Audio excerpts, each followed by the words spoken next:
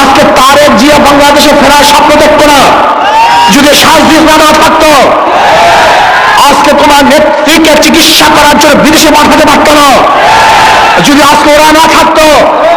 আজকে খোলা আকাশের নিচে মাঠের মধ্যে রাজনীতি করতে পারতো না।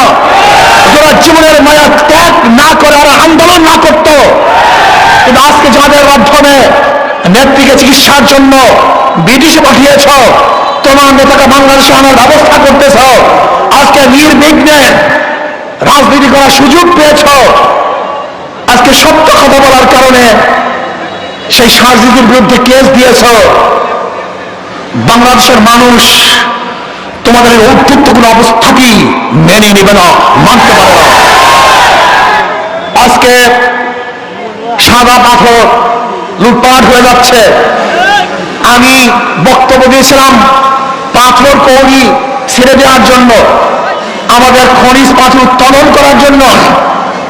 আমি লুটপাট করার জন্য বক্তৃতা করি নাই। আমি ভারত থেকে পাথর চড়া দামে আনার বিরুদ্ধে আন্দোলন করেছিলাম, যে আমাদের দেশের পাথর উত্তোলন না করে ভারত থেকে পচা পাথর চড়া দামে আনে, এর বিরুদ্ধে বক্তৃতা দিয়েছিলাম। কিন্তু আমাকে আজকে তারা বলতেছে আমার বক্তৃতার কারণেই নাকি তারা পাথর চুরি করেছে। বিয়াকুবের অবস্থা কোথায়? আমি মনে করি পরিবেশ উপদেষ্টা ব্যর্থ হয়েছে। তিনি ব্যর্থ হয়েছেন। তিনি পাথর কৌড়িকে ছেড়ে না দিয়ে বরং লুট করার ব্যবস্থা করেছেন। লুট করার কারণে কি হয়েছে? বহিষ্কার করা হয়েছে।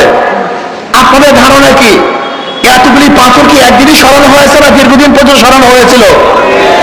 এই মাসকে মাস যারা পাথর চুরি করছে বহিষ্কার করা হয় নাই। আমি আগেই বলছি, চাঁদা তুললে পুরস্কার, ধরা পড়লে বহিষ্কার, ভাইরা হলে গ্রেফতার। কথাটা বুঝাতে পারি নাই? চাঁদা তুললে পুরস্কার, ধরা পড়লে বহিষ্কার, আর ভাইরাল হলে গ্রেফতার। এতদিন চাঁদা তুলছে বহিষ্কার করে নেই, এতদিন পাথর চুরি করছে বহিষ্কার করে, যখন ধরা পড়ছে বহিষ্কার করছে। দেখছেন অবস্থাটা কি? কত সুন্দর অবস্থা। ৫,০০০